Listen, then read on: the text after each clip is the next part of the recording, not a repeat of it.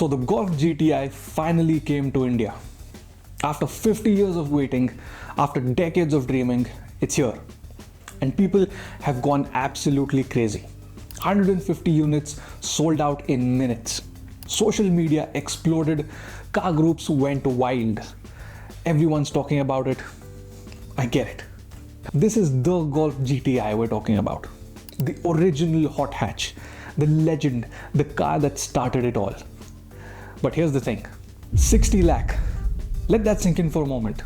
60 lakh for a Volkswagen hatchback. Now look, people who have the money lying around will buy it no matter what anyone says. There are people who can buy 3 of these in one go, like how we normies buy potatoes and coriander from the local grocery store. This video is not for them. This video is especially for golf enthusiasts and serious buyers in India who are ready to make a purchase but are still unsure whether it's truly worth their money. Also, I'm not here to bash the GTI. Trust me, I love this car. We all do. This isn't about being negative for the sake of it. This isn't about hating on dreams or crushing enthusiasm either. But as someone who cares about spending money wisely, we need to talk. I know this might hurt to hear, especially if you've already fallen in love with the idea. But stick with me, because by the end of this video, you'll understand exactly why this automotive legend just does not work in our country. And more importantly, I'll show you what does. Welcome to White Metal. Let's talk about the Volkswagen GTI. Okay, before we get into why this doesn't work, let's be completely honest here. The Golf GTI Mark 8.5. It's genuinely brilliant. And I mean that. This isn't me trying to be diplomatic. This car really is everything they say it is. Let's start with what's under the hood. The E8 888 engine, 2 liters turbocharged, 265 horsepower, 370 Newton meters of torque. 0 to 100, 5.9 seconds. That is sports car territory right there, in a hatchback. But here's the thing. It's not just about the numbers, it's how well all this power gets delivered to the wheels. The DSG gearbox fires off shifts faster than you can blink. The electronic differential manages that front wheel drive like magic. No wheel spin, no torque steer, just clean, brutal acceleration. This level of engineering used to be exclusive for supercars. Now let's talk about how it corners. The chassis is absolutely sublime. Stout, communicative, confidence-inspiring. Indian testers who've driven it say it's extremely eager to turn in. The steering is light but firms up progressively. In tight corners, you can actually feel the car talking to you. Lift off the throttle and it rotates beautifully. But it's also forgiving, also controllable. Even at 200 kilometers per hour, reviewers said it feels rock solid and very calm. This is what 50 years of iterations get you. A car that's playful when you want it to be and planted when you need it to be. Look at it. I mean, look at it. Those matrix LED headlights, the illuminated Volkswagen logo, red GTI badges everywhere, the subtle rear spoiler, twin chrome exhausts. It's aggressive without being shouty, athletic without being flashy. And inside, those tartan plaid seats, the same pattern from the original 1976 GTI. The sports steering wheel, red stitching throughout. This is 50 years of heritage wrapped in modern packaging. Plus, it's actually practical. Proper rear seats for adults, 380-liter boot. You can do your grocery run and then hit the mountain road both in a single Sunday. Here's what makes it special. This isn't just any hot hatch. This is the hot hatch. The one that started it all, the benchmark everyone else measures against.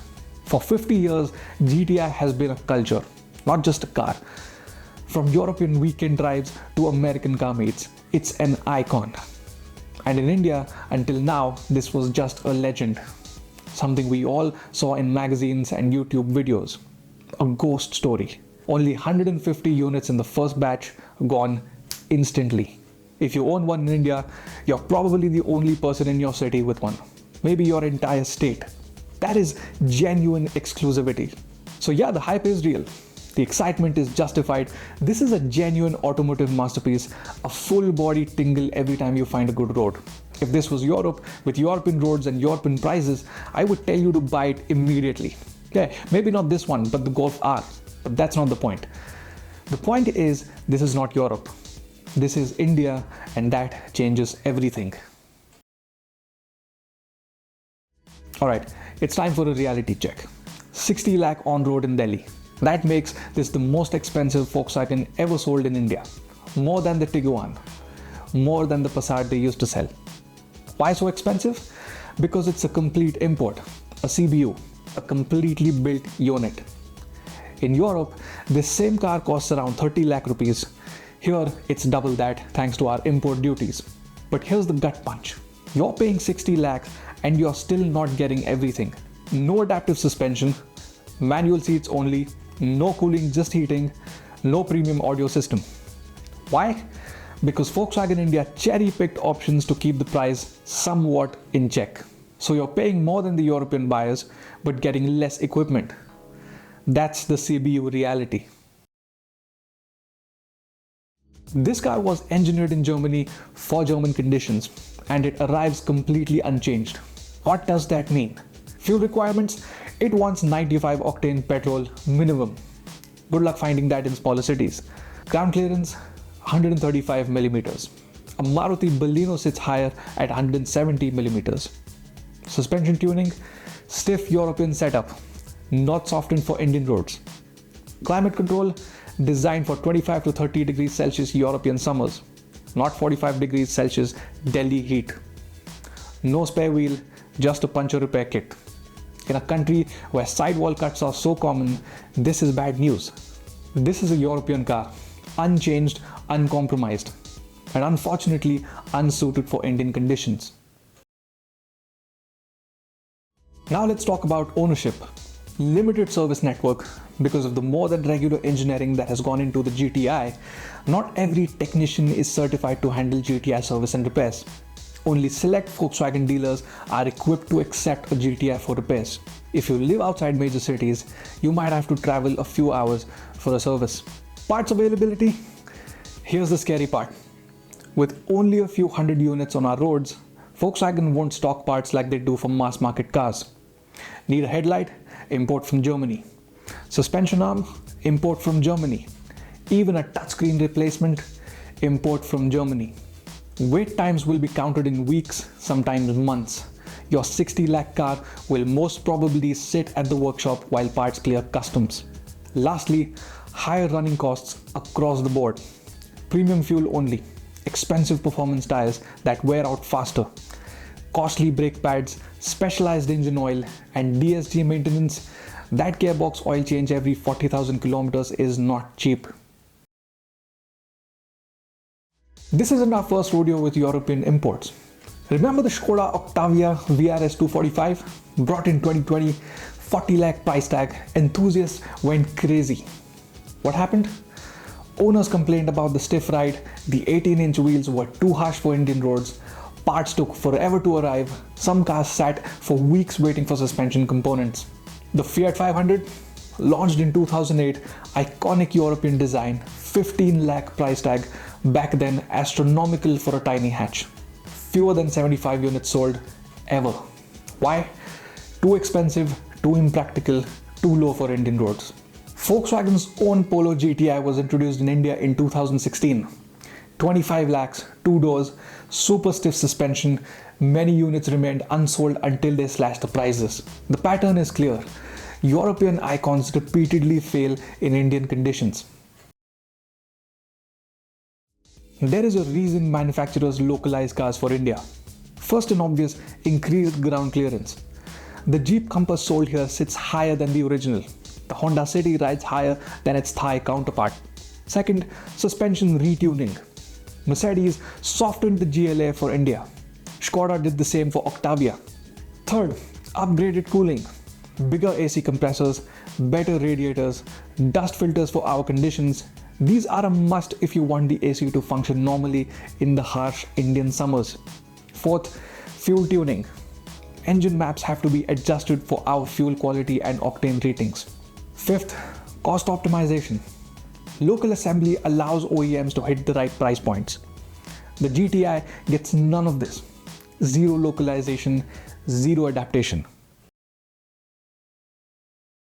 Daily GTI ownership in India is not going to be a walk in the park. Speed bumps and underbody hits would be common. With 135 millimeters of ground clearance, you'll scrape constantly, especially with passengers. One bad hit can damage the plastic guards, dent the exhaust, even crack the engine sump. Next is pothole damage to wheels and tires. With those expensive 18-inch rims, one deep pothole can bend them. And with no spare wheel, you're calling a flatbed whether you like it or not. Next, fuel quality issues. Fuel quality is a massive problem in India. We just made an entire video about it on our second channel. If you fill up in the wrong pump with adulterated fuel, your direct injection engine will suffer. Misfires, check engine lights, clogged injectors. Next is traffic and overheating.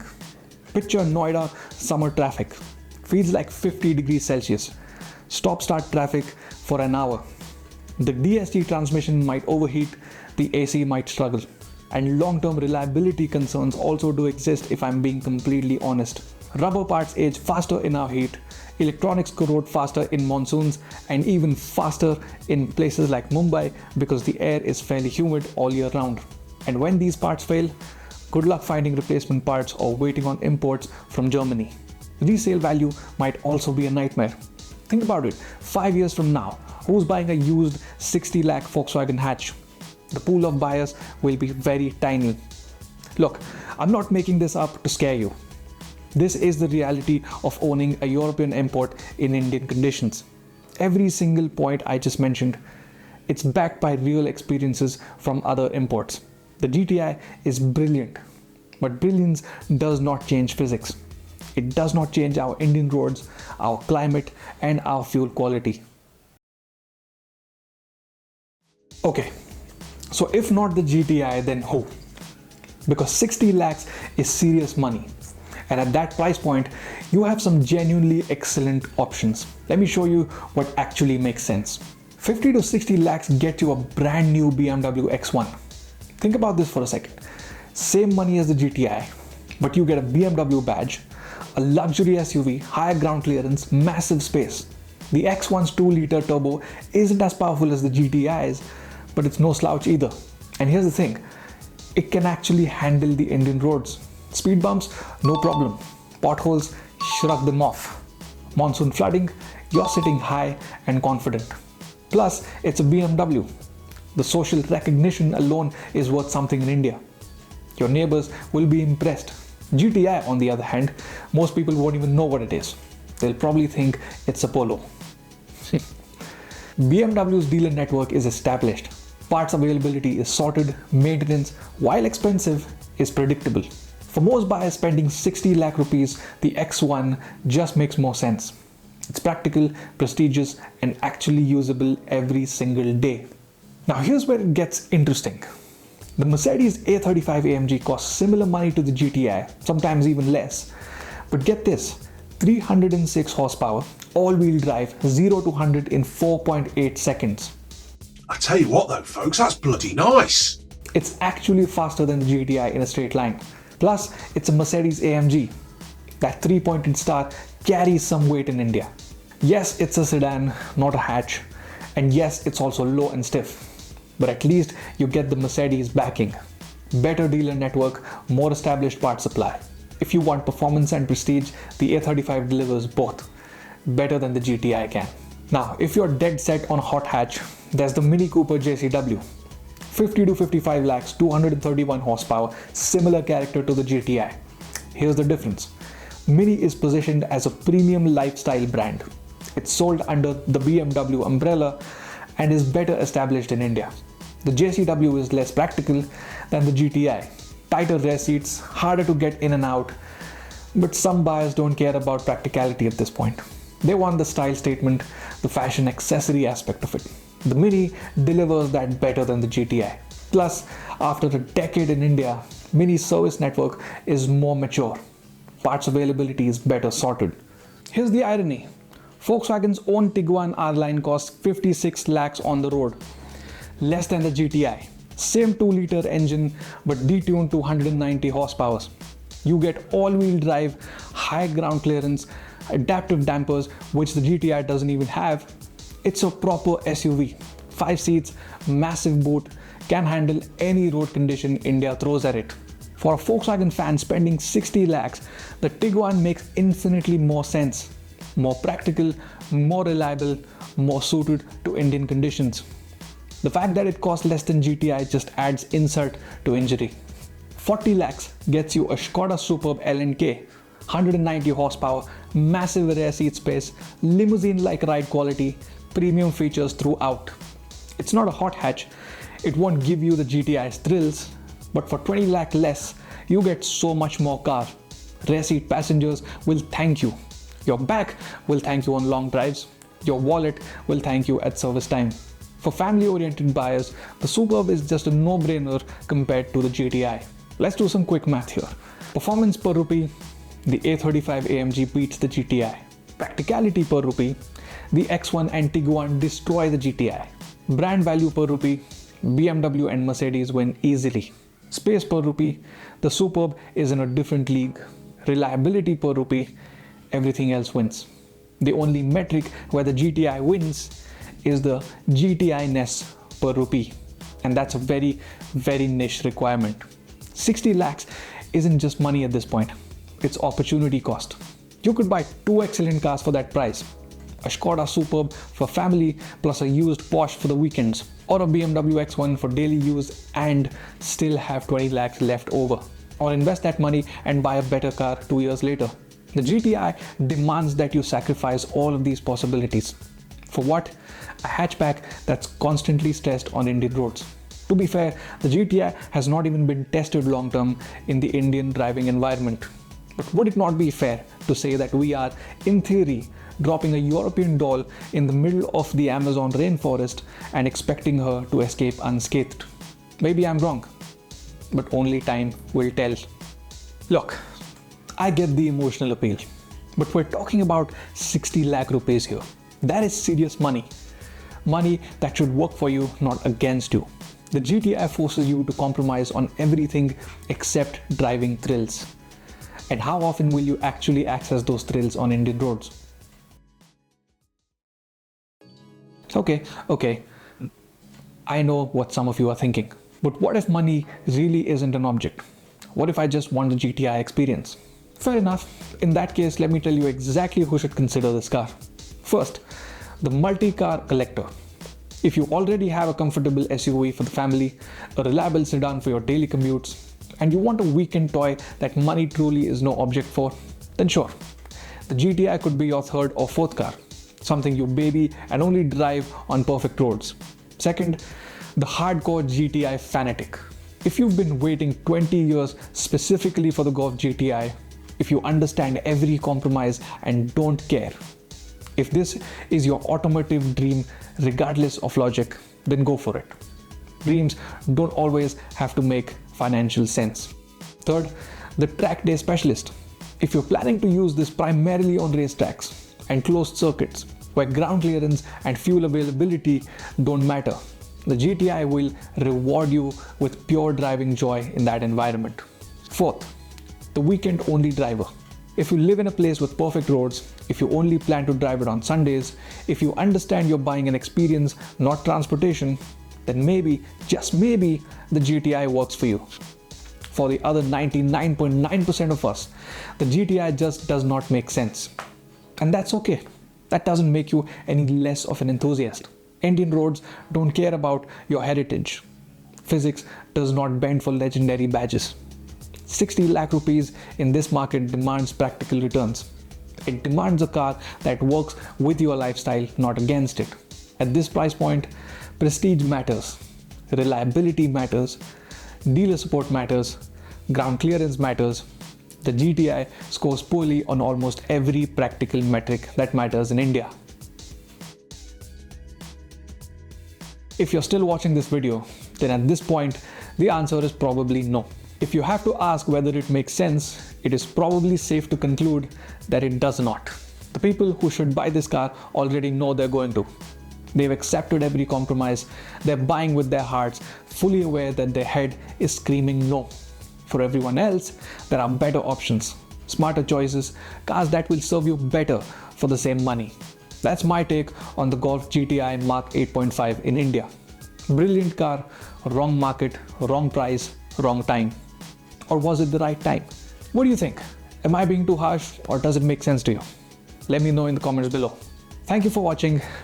If you like this video, give it a thumbs up and subscribe for more content like this. See you in the next video.